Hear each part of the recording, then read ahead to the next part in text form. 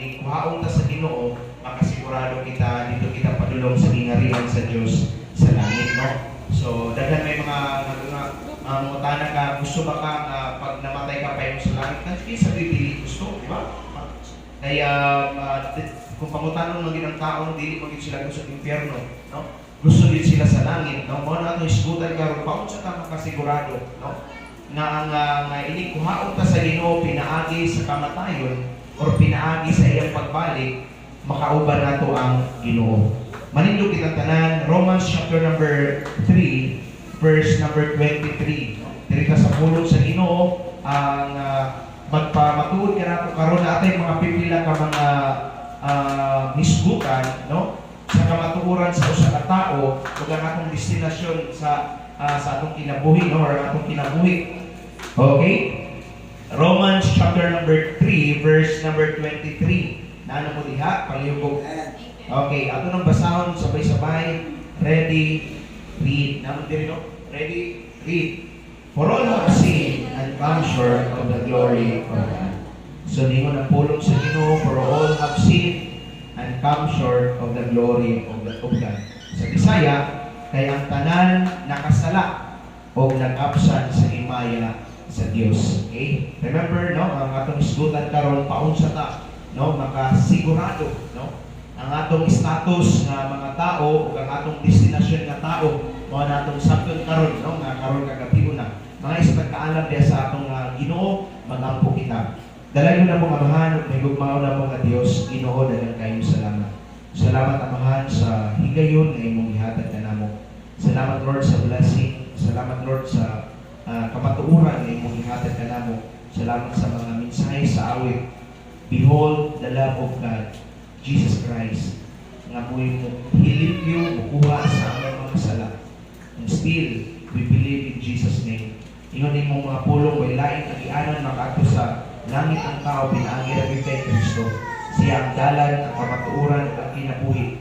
Ginoo, tabangi kami karon. Salamat sa among mga bisita nga naadir karon. Salamat sa mga Kristohanon, Bethanites, sa ilang kasing-kasing, sa pag-pray, pag-invite. And salamat Lord God nga naadir karon ang uban nag-invite na mo, Ginoo. Thank you so much for blessing, and we continue to pray na iyo itugod ang buwan sa kaaway na mag-istorbo sa imong buluhaton karong kagabion o ginawang taamahan na tagaan ko ni mo kaalam as I present the gospel nga plain and simple ogan para masabdan sa mga bisita na mo karon o mamuli sila sa matagbalay nila Ginoo na makasigurado sa ilang destination after death. Lord, tabangin kami, ikaw tayo mapaitasan sa pagpadayon sa pangalan ni Jesus. Amen. Manglingkod ang matalusakan nato. Once again, visitors, karong kagabion, welcome po sa atong evangelistic meeting, no? Karong kagabion, salamat sa Ginoo sa inyong kasing-kasing. Siguro, I believe, no? Walay aksidente sa Ginoo nga nung pag-invite sa imuha, niubad ka, no? Again, no? Wala kag-invite para mahimong baptist, invite ka tungod nag-pray sa imuha, nag-invite sa imuha para ikaw po makasabot, no? Or makailang kay Jesus Christ, madawatan ni mo si Kristo na imong personal o bugtong manluluwas. Now, diri sa atong gibasa kanina, natay mga isgutan karon kanina status natong mga tao. Kita ba nga mga tao, no? Now, diri sa atong gibasa, klaro kaayo na una, okay? Makita tanang tao makasasala. Okay? Bisa pag balitaron nato, dili ka kaya nga naman dahil nag-define na ang pag-aaral ka sa prisuhan, or nakapatay ka, or nakahipag ako kayo nasala, mo na makasasala, no? Mong gitawag ka nga makasasala, no? So makita nato no nga, bisang paggamay ra nga sala, natawag kang makasasala. Okay? Na di mo na pulong sa Ginoo kay itang tanan nakasala o nakabsad sa himaya sa Dios. Okay? Nga naman kitang tanan nakasala man. Okay? Remember na atong unang parents, no, si Adan ug si Eva, sa pag-disobey nila sa commandment sa Ginoo, ningon ang pulong sa Ginoo sa Romans chapter number 5, verse number 12, ingon diri, wherefore as by one man sin entered into the world, and death by sin, so death passed upon all men, for all have sinned. Kitang tanan makasasala. Okay? Una na itong mahibalan na kitang tanan tao makasasala. Ikaduha, naibayad ang atong sala. ang bayad sa atong sala way lain kundi ang kamatayon. Magkaya sa atong gibasa, wherefore as by one man sin, isa man si Adan, entered into the world, and death by sin, and so death passed upon all men, for all have sinned. Okay? So kitang tanang tao makasasala, bayaran nato itong sala, kung sa kapagbayad, priso no, kamatayon. Mauday na nakitang tanang tao mga matay kay bayad sa atong sala. Wala ta namatay kay tungod sa kanang tawag ani. Yes, kanang mga sakit, mga matay magkita ba? Okay, sa reality, no? Na mga matay ang tao kay tungod gid sa sala, no? Kung sino namatay niya, cancer, kung sino namatay niya, aning anak, okay? Pero tanaw na to ang Bible, mga matay kitang tao kay tungod sa atong sala. Corrupt naman tanong, corrupted man ang atong lawas because of sin, tungod sa sala, no? Bayaran nato ang atong sala, pinaagi sa kamatayon. Romans chapter number 6, verse number 23. Ano po ang sabi ng salita ng Panginoon? For the wages of sin is death. Okay? Kaklaro diha, no? Ang bayad sa atong sala, mao ang kamatayon. Once again, mga bisita ko karon mga bisita namo karon kagabion, mga matay kitang tao, okay? Kay bayad sa atong sala. Now, pag mamatay ang tao, kay bayad sa atong sala, asa padulong ang tao? Yung ganina, for all have sinned and come short of the glory of God. But pasabot kay kitang tanan makasasala o nakabsan sa himaya sa Dios. In short, walay lugar ang mga tao sa kingharian sa Diyos sa langit. It is because of our sin. Tungod sa atong sala. Okay? So, makita nato, bayaran nato itong sala, pinaagi sa kamatayon, kay wala man tayo lugar sa kingharian sa Diyos sa langit, mamatay kita padulong sa impyerno. Diba? Subo pa malandong mo, no? Kita dahil ng tao, pag mga matay, padulong ang impyerno. Okay? Notice in Revelation chapter number 21, verse number 8, kung sa inyong sa pulong sa Ginoo diri. Revelation chapter number 21, verse number 8. But the fearful and unbelieving and abominable and murderers, no? Ang mga mahadlokon, ang mga dili mutuo, ang mga nagbuhat og mga kasuklam-suklam, ang mga mamamatay tao, ang mga mambabara, ay mga bigaon, mga mambabara, o ang tanan mga nagsambag Diyos-Diyosan, o ang tanan bakakon, no? Shall have their part in the lake which burneth with fire and brimstone, which is the second death. No? In short, bayaran nato itong sala, pinaagi sa kamatayon, kamatayon ito sa impyerno. Okay? Mo din ang mga mga higala, mga bisita namo karong kagabiyo na dapat natong masabtan nga una, kitang tanang tao makasasala. Ug bayaran nato itong sala, pinaagi sa kamatayon, kamatayon dito sa impyerno. In short, ingon ang pulong sa Ginoo sa John chapter number 3, verse number 18. Okay? I-condemn na natin sa Ginoo. Okay? Sa katong wala ani na kanang samtang buhi pa ta, no? I-condemn na daan ta sa Ginoo ba, no? Kung wala kay Kristo sa kasing-kasing impyerno, kung na kay Kristo kinabuhing walay katapusan. Okay? So makita nato nung una, kitang tanang tao makasasala mo na yung kamatuguran. Bayad sa atong sala kamatayon, mga matay kita kay bayad sa atong sala, padulong kita sa impyerno. Okay? Now, mo ni ang good news, dili pa man ta patay, buhi pa man ta. Mo nang naapay chance, no? Mo nang ganina ang kanta nagaingon, no? Behold the Lamb of God, ang kordero na nagawagtang, ganang ginapataas, no? Ang kordero na nagawagtang sa mga sala sa kalibutan. Kisa na, way lain kundi ang atong Ginoong Kristo. Mao na ang good news. Ang good news man good kay napatay tsansa. Ang good news kay napatabuhi pata dili patapatay. Mo ganing gi-invite ka karon para masabtan nimo nga naay bad news, naay good news. Ang bad news mao ni nakitang tanang tao makasasala, pag mamatay kita bayaran nato ang sala sa kamatayon dito sa impyerno. Pero ang good news buhi pata. Mo ni good news John chapter number 3 verse 15 down to verse number 16 or 18. Okay, ang pulong sa Ginoo, John chapter number 3, verse number 15. Ingon diri ang pulong sa Ginoo, that whosoever believeth on Him or in Him should not perish, but have everlasting life. No? Isa ningon na si Kristo, asa mo to sa iya, no? For God, in verse number 16, for God, that is the good news, or morning good news. For God so loved the world. Kung saan man ang kalibutan diya ang ingon, kita ng mga tao. Ang Diyos Ama, nahigugma sa kalibutan. Jehovah, no? God, our God, no? Okay? For God so loved the world, no? That He gave His only begotten Son. Bago ning interpreto, ang Ginoo nahigugma sa imo ug sa atua. Ug gihatag niya ay ang bugtong nga anak nga si Jesus Christ. Na kung kinsa man ang muto kay Kristo dili malaglag, asa man ang kalaglagan? Okay? Nag-refer na sa impyerno, no? Dili mamatay or di malaglag, no? Or mamatay sa kalaglagan, no? Sa impyerno, but everlasting life, no? Salamat sa gugma sa Ginoo. Maoning maayong balita, si Kristo namatay para sa imo, para kanako. Wala si Kristo namatay para sa mga sa uban, kundi si Kristo namatay para sa tanan. Okay? Maolang good news nga naay Ginoo nagkatawang tao para mamatay sa krus sa Kalbaryo para ikaw nga luwason ang atong kalag. Na-remember nito Luke chapter number 23 verses 39 down to verse number 41 sa account sa duha ka kawatan nga kauban ni Kristo ang gilansang sa krus sa Kalbaryo.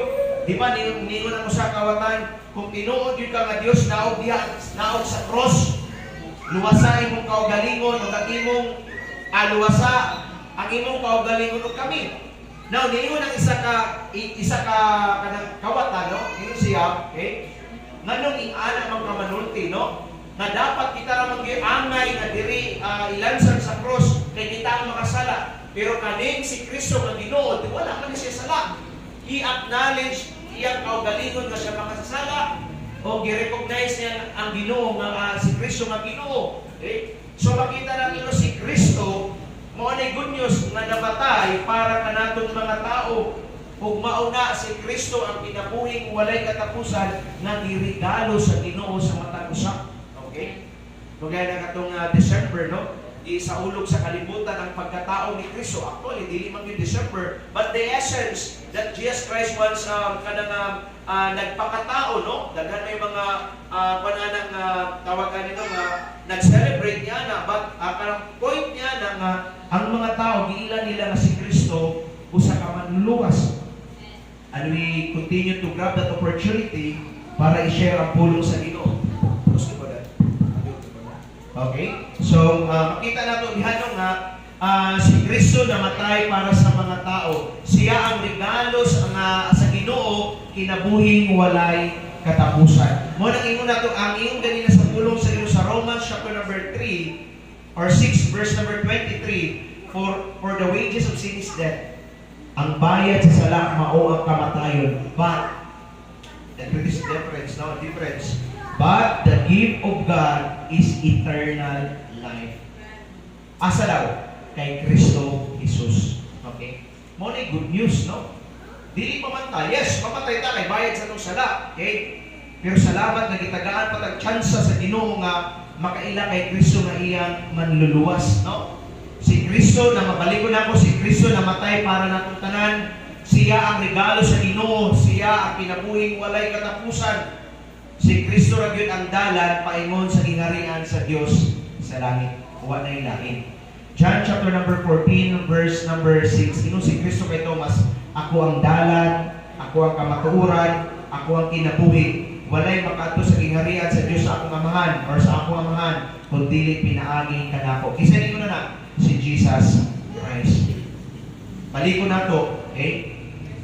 Dapat natong nagsabda nato karong kagabi una nakitang tanang tao makasasala. Wala accepted sa atua.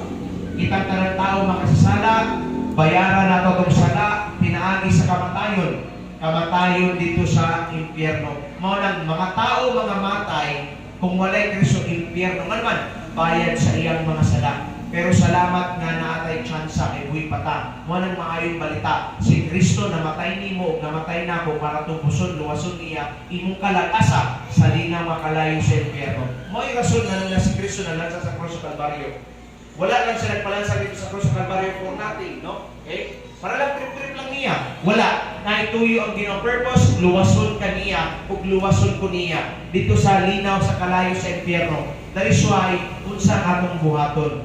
Una, para sa atong mga kaigsu or atong mga bisita, ang kuno nato sa atong kaugalingon nga kita makasasala. Simple ra yun. Nasabta nato ganina nga kita makasasala. Ang kuno nato sa atong buhaton, nasabta nato nga kita makasasala. Inikamatay nato dito sa impyerno kay bayad sa atong sala. Pero salamat sa maayong balita, si Kristo na namatay sa kuha. Atong buhaton, ang kuno nato nga kita makasasala. Ikaduha, mag-inulsol kita sa atong sala, mga sala. Kada inulsol na repentance is change of mind. Namin gawang klase nga repentance, regret of change of mind. Ang kinahanglan sa kaluwasan is change of mind. Namin iban nga nag-regret siya. Ano ba? Sayang. But ang kinahanglan sa Ginoo sa kaluwasan is change of mind. Talik 180 degrees. Okay, mangayo kag pasay inusulan imong sala, talikdan imong sala og tuuhan nimo si Kristo nga siya Ginoo o namatay gilubong gabot og tulo ka adlaw na banhaw si Kristo. Repentance toward God and faith toward our Lord and Savior Jesus Christ. Una, ang puno nato sa atong kaugalingon nga kita makasasala, okay? Ikaduha, maghinulsol kita sa atong mga sala. Lord, pasaylo ako kinasing-kasing. Pasaylo ako sa akong mga nabuhat na sala diha kanimo ug tuuhan ako si Kristo, no? Nga siya gilansan sa krus na matay og gilubong ug abot og tulo ka adlaw na banhaw si Jesus Christ. Okay? Pagtuo lang yun, no? And then last, magdesisyon ka sa imong kaugalingon karong kagabi una nga dawata si Kristo nga imong personal o bugtong nga manluluwas. Dili nimo dawaton ang baptist, ang dawaton nimo si Kristo. Pag dawaton nimo si Kristo, dili ka makaangkon og relihiyon. Kay gidawat ako si Kristo na himo na kong baptist. It's not religion. Pag dawat nimo kay Kristo, pag desisyon nimo nga dawaton si Kristo nga imong manluluwas, nakabaton ka og relasyon sa Ginoo, no? Una, no? Ang kuno siya itong buhaton para makaangkon kita sa kinabuhing walay katapusan at makasigurado kita ngayon ikuhaon kita sa Ginoo paingon kita sa gingarihan sa Dios sa langit. Una, ang kuno nato sa atong kaugalingon na kita makasasala. Humble, no? Manayon mapagkumbaba, mapaiinobson nga kasing-kasing, mangayong pasaylo, maginulsol sa atong mga sala, ug tuuhan nato si Kristo nga siya gilansan sa cross na matay ug gilubong ug abot og tulo ka adlaw na banhaw si Jesus Christ. Ug lastly, magdesisyon ka sa imong kaugalingon karong kagabi una before na mag-end. Dawata si Kristo bago maulay ang tanan. Dawata si Kristo nga imong personal ug bugtong nga manluluwas. Kung magdesisyon ka na karong kagabion mga higala, naay promise ang Ginoo. Mahimo ta niyang mga anak. Naana tayo relasyon. Okay? So again, as I extend this mga kanang invitation labi na sa atong mga mga bisita karong kagabion, no? Okay? Hopefully na si Bibi. Okay? Nga dawato ninyo si Kristo nga inyong personal ug bugtong nga manluluwas. Ayaw ninyo kanang i-miss ang opportunity, no? Kaya ninyo napulong sa Ginoo sa Proverbs chapter number 27 verse number 1. Boast not thyself of tomorrow, for thou knowest not what a day may bring forth. Once again, walay aksidente mga kaigsunan ko or mga higala ko karong kagabi una, nag-invite ka karon sa nag-invite kanimo. Nay purpose ang Ginoo nga masabtan nimo nga way laing agianan makaadto ang tao sa langit pinaagi ra kay Kristo Jesus. Idako ang inyong mga ulo, magampo kita. Dalay ko namong amahan ug may gugmaon ng mga Dios. Ginoo, salamat sa simple sa pag-present sa gospel.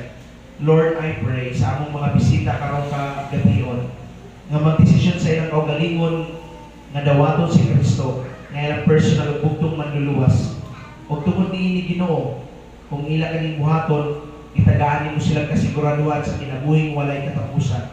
Lord, I pray kapag kasing-kasing sa matag usa nga magdesisyon nga dawaton si Kristo bago mahumani nga gabi unang Ginoo sa pangalan ni Jesus. Pabilin sa pagdumo sa inyong mga ulo piyo nga mga mata para sa atong mga bisita karong ka gabi una para sa atong mga bisita, first time visitor.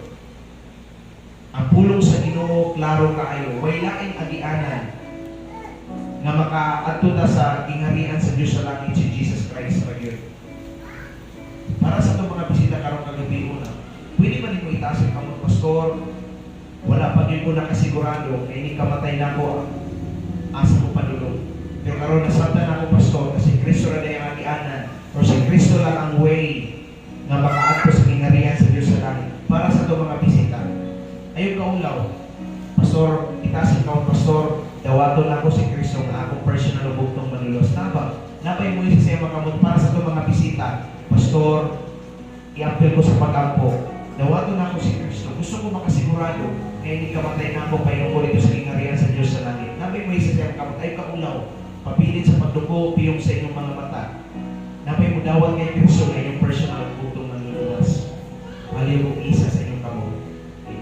Aba, ay mo kaulaw, ang inyong dawaton dili ang baptis. Ang inyong dawaton si Kristo na inyong personal bugtong manluluwas. Napay mo isa sa inyong mga kamot na inyong pastor. Isa lang, no?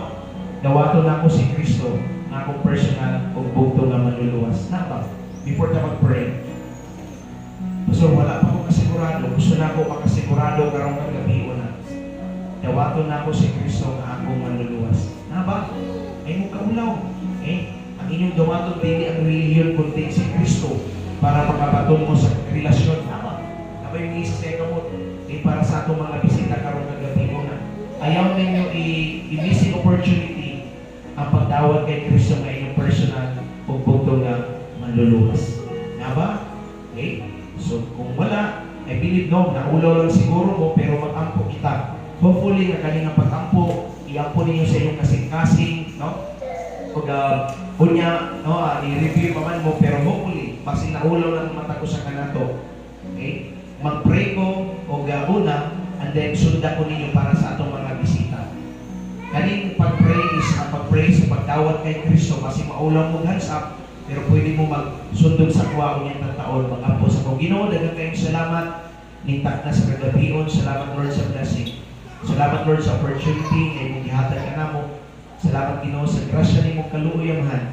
Siguro naulaw ang mga bisita namo karon Ginoo sa pag-pray sa ilang kamot. But Lord, once again, yan po na mo Ginoo ay kapunin na kasing-kasing as I pray for them sa ilang pagdawat kay Kristo. In Jesus Christ's name. Mga bisita, palayo kong sunda sa pag-ampo. Ginoo, daghang kayong salamat. Nintak na sa kagabion. Salamat kayo, Amahan, na nasabtan ako na ako sa kadakong na makasasala. Bayaran ako kung sala, pinaagi sa kamatayon sa impyerno. Pero Ginoo, salamat sa imong gugma ka namo. Karon Amahan, iangkon na ako sa akong kaugalingon na ako sa kamakasasala o nangayo akong pasaylo Ginoo sa akong masala na nabuhat. O dawaton ko si Kristo sa akong kasing-kasing karong kagabion na akong manluluwas. Salamat Lord sa kaluwasan. Salamat sa imong sa kinabuhi walay katapusan. In Jesus Christ's name. Amen. Okay, daghang kayong salamat.